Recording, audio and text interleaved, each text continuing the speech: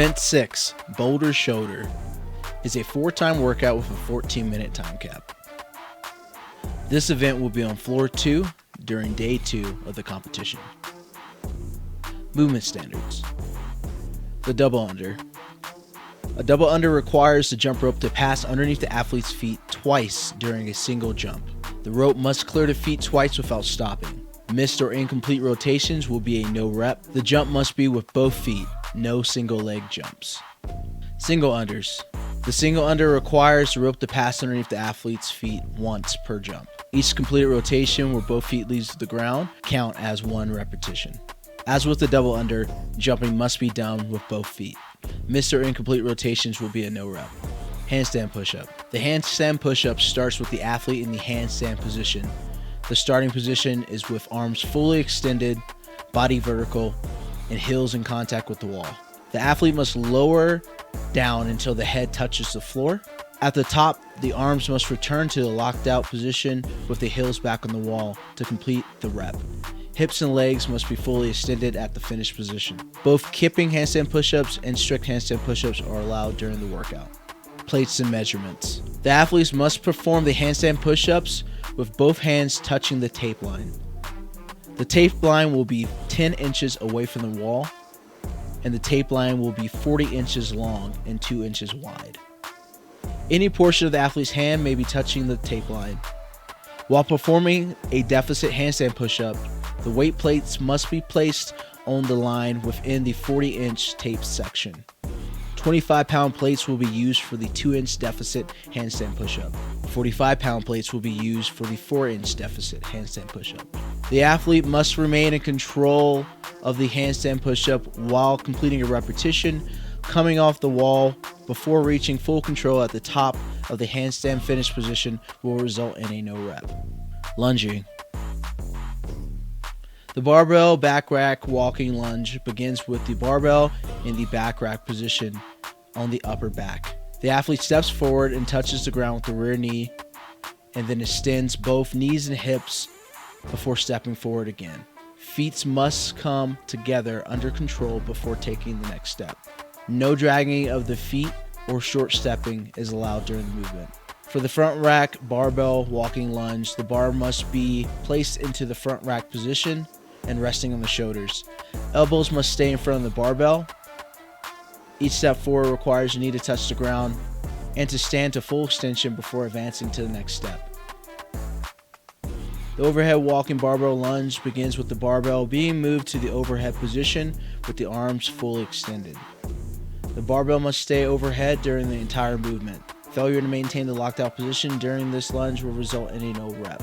For all lunges during this workout, the floor will be formatted into a 50-foot distance for the barbell lunges.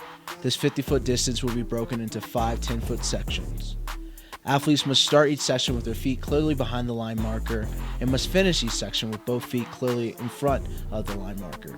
If an athlete fails to complete a 10-foot section through receiving a no rep or failing to cover the distance before dropping the barbell, they must return back to the beginning of the attempted 10-foot section and attempt to cover the distance again. Athletes must be in control of the barbell at all times when lowering down to the ground.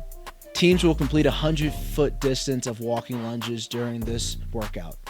This will be performed by each athlete performing one 50-foot lunge distance. Teams cannot change out their athletes during the lunge segment. Shoulder to overhead. The shoulder to overhead begins with the barbell being moved to the front rack position and ends with the barbell being locked out fully overhead at the finished position with knees, hips, and arms extended. Any method is allowed: strict press, push jerk, or split jerk.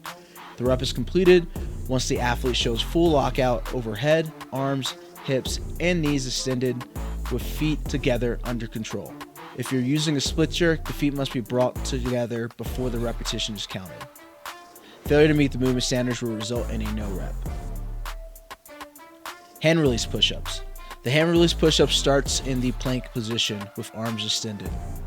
Athletes will lower their chest to the ground and then release both hands completely off the floor. Hands must clearly come off the ground before pressing back up.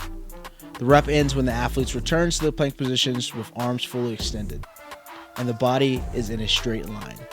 No sagging or warming is allowed. Feet must stay in contact with the ground and the chest must be the first to touch the floor. Workout flow, individuals. On the command of 3, 2, 1, go, the athletes will move to the mats to perform 200 double unders or 300 singles for open. Once complete, the athlete will move to the rig and perform 24 handstand push-ups or 30 hand release push-ups for open.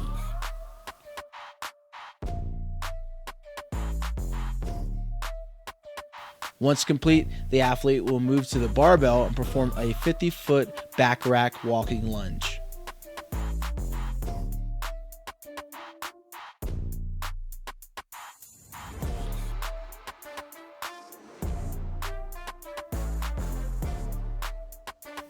Once complete, the athlete will move back to the rig and place 2 25-pound plates down and perform 18 deficit handstand push-ups. Open athletes will perform 20 shoulder to overhead with the barbell.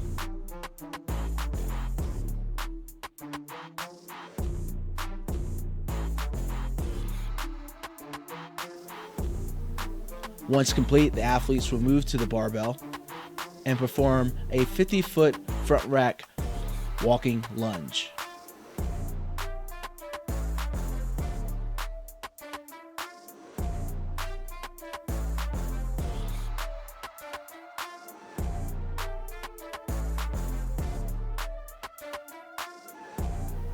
Once complete, the athlete will move back to the rig, replace the 25-pound plates with 2 45-pound plates, and perform 12 deficit handstand push-ups.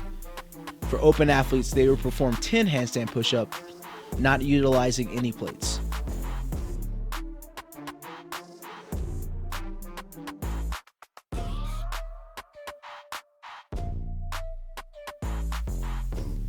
Once complete, the athlete will move back to the barbell and perform a 50-foot overhead walking lunge.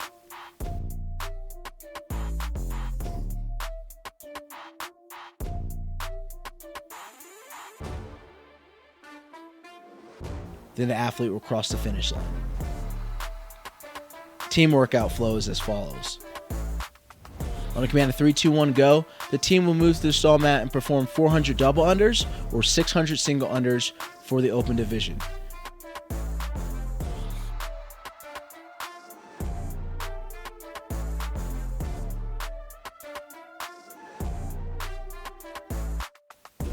Once complete, the team will move to the rig and perform 40 handstand push-ups or 40 hand release push-ups for the open division.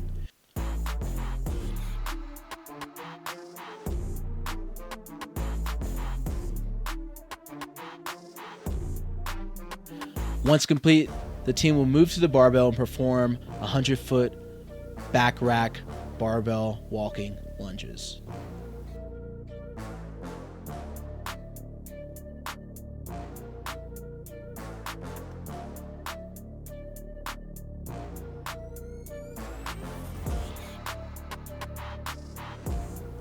Once complete, the team will move back to the rig, place down 2 25-pound plates, and perform 30 deficit handstand push-ups.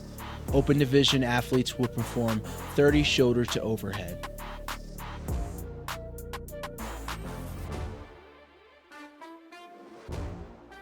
Once complete, the athlete will move to the barbell and perform a 100-foot front rack walking lunge.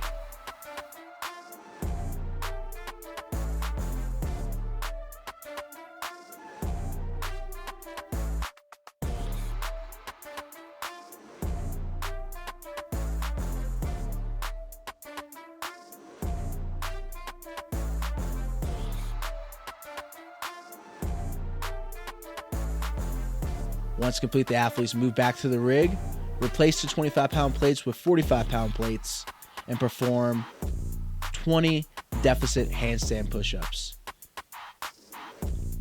Open division athletes will perform 20 regular handstand push-ups, not utilizing any plates.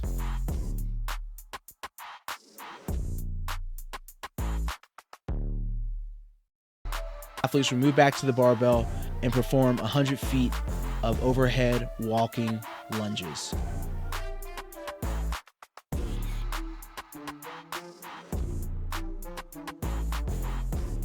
Once complete, the teams will cross the finish line. Team members can switch at any time during any movements other than the barbell lunge segment. The barbell lunge segment must be completed in 50-foot distances by one team member. That team member may not switch out during their 50-foot distance lunge. Keynotes. There will be 8 lane markers. The start line will be red cones. The start and finish points of the lunging distances will be blue cones.